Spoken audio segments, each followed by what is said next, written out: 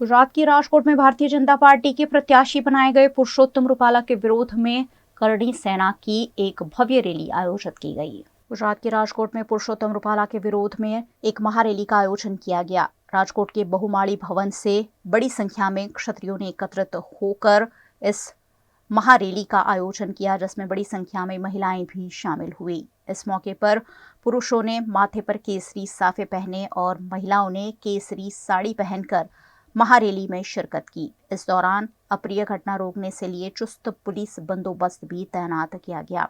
इस मौके पर क्रिकेटर रविंद्र सिंह जाडेजा की बहन नैनाबा भी रैली में शामिल हुए।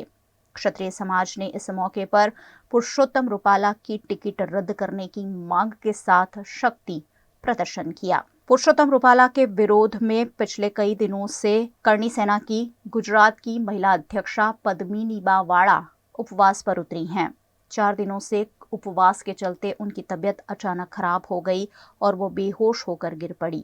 ऐसे में उन्हें फौरन इलाज हेतु सिविल अस्पताल ले जाया गया। खास કરીને રાજકોટની આ રણબંકાઓની જે ભૂમિ છે ત્યાંથી અમે રણકાર કરી રહ્યા છીએ કે તમે જોઈ શકો છો મોટી પ્રમાણમાં એ અત્યારે ક્ષત્રિય સમાજના અને એની સાથે સાથે 18 વર્ષના તમામ લોકો અહીંયા ઉપસ્થિત છે।